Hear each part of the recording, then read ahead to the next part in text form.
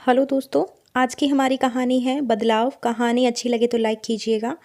अरे, इतनी देर तक मैं कैसे सोती रह गई। अचानक से उठते ही नीतू के सर में जोर का दर्द उठा। पूरा शरीर टूट रहा था। छूने पर उसे लगा कि शायद उसे बुखार है। फिर भी कोशिश करते हुए वो रसोई तक पहुंची। देखा तो उसकी सास प्रेरणा जी पूड़ी बना रही थी। माँ के चेहरे पर नाराजगी का भाव देखते हुए नीतू ने कहा, लाइए माँ, मैं बना दूँ। अब क्या बनाएगी, सब तो बना ही लिया है। माँ, मेरी तबीयत थोड़ी ठीक नहीं है, इसीलिए आज उठने में थोड़ी देर हो गई। तुम सोती रहो, तुम्हारे भरोसे रहता तो आज भूखा ही ऑफिस जाना पड़ता।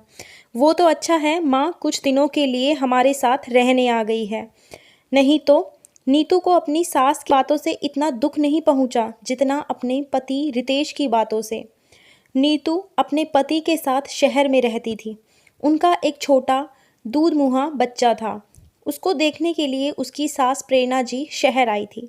बहू की तीमारदारी ना करनी पड़े इसीलिए प्रेरणा जी डिलीवरी के समय आई नहीं थी। और नीतू की डिलीवरी के समय उसके पति ने उसका थोड़ा बहुत ध्यान रखा था। बाकी उसके मायके वाले कुछ दिन के लिए आ गए थे। कमरे में आपको मैंने कल रात में बताया था, तबीयत थोड़ी ठीक नहीं लग रही है। पर रितेश अनसुना करके चला गया। बच्चे को दूध पिलाने के बाद नीतू रसोई में आ गई। अब खड़ी रहेगी या कुछ हाथ भी चलाएगी। नीतू ने रसोई घर में रखे बर्तन को देखा। सिंक में बर्तनों का अंबार लगा हुआ था। प्रेरणा जी ने आलू की सूखी सब्जी और कुछ पूड़ियाँ बनाई थी। उनके बेटे को बहुत पसंद है शायद इसलिए। पर नीतू की खराब तबीयत के बारे में पूछना किसी ने जरूरी नहीं समझा। नीतू ने मेडिसिन खाकर बुखार में ही घर के सारे काम किए। उसके ससुर जी को हल्का नाश्ता पसंद था, उनके लिए अलग खाना बनता था। प्रेरणा जी को चटर पटर खाने की आदत है, आए दिन कुछ न कुछ बनवाती रहती थी।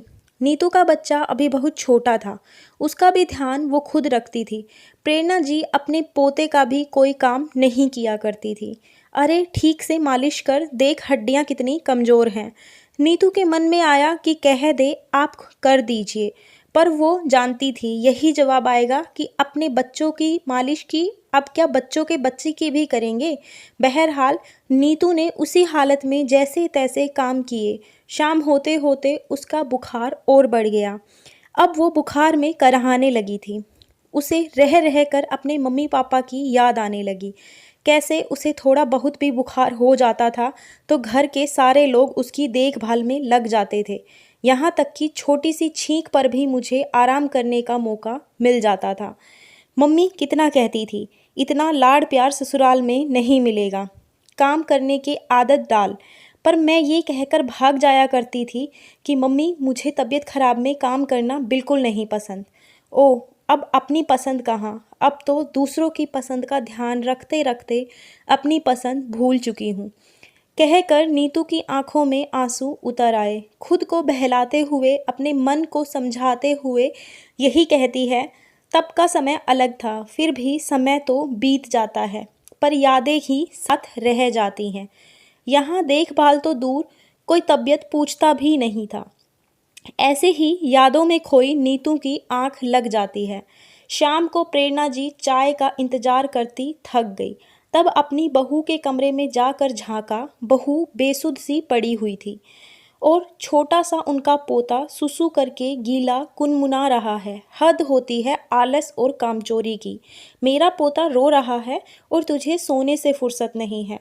बहू, ओ बहू उठ। पर नीतू का बुखार बहुत बढ़ गया था। वो आंखें ही नहीं खोल पा रही थी। प्रेरणा जी को लगा कुछ गड़बड़ है। माथा छूकर देखा तो आग जैसा तप रहा था। आनन फानन में बेटे को फ़ोन किया। डॉक्टर के पास लेकर गए तो डॉक्टर ने कहा कि अगर सही समय पर इनका बुखार कम नहीं होता तो इनको दौरे भी आ सकते थे और कमजोरी भी बहुत है। क्या इनकी ठीक से देखभाल नहीं हो रही है?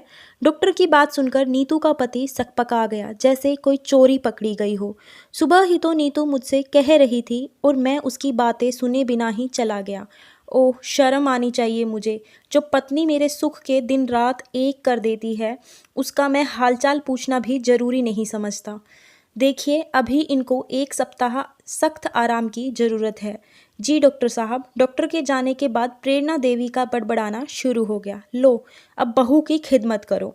इससे अच्छा तो मैं गांव चली जाती हूँ। सुन बेटा, मेरा टिकट करा दे। बस करो माँ।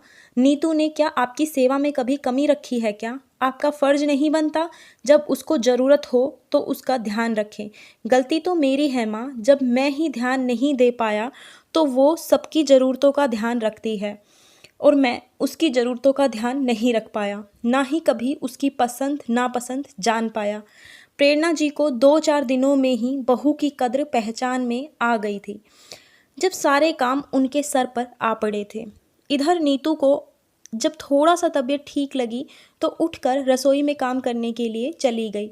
अरे नीतू, कमरे से बाहर क्यों आई है? अभी तुम्हें आराम करना है। हाँ हाँ बहू, पूरी तरह से ठीक हो जाओ तब करना। तबीयत खराब में काम करने की ज़रूरत नहीं। मुझे माफ़ कर दे, तेरी तकलीफ़ मैं समझ ही नहीं पाई। प्रेरणा जी अब अपनी बहू को पूरी तरह से ठीक होने का इंतजार करने लगी। नीतू भी अपने पति और अपनी सास के अंदर आए बदलाव को देखकर बहुत खुश थी। कहानी कैसी लगी कमेंट सेक्शन में ज़रूर बताइएगा। अच्छी लगे तो लाइक और सब्सक्राइब कर लीजिए चैनल को।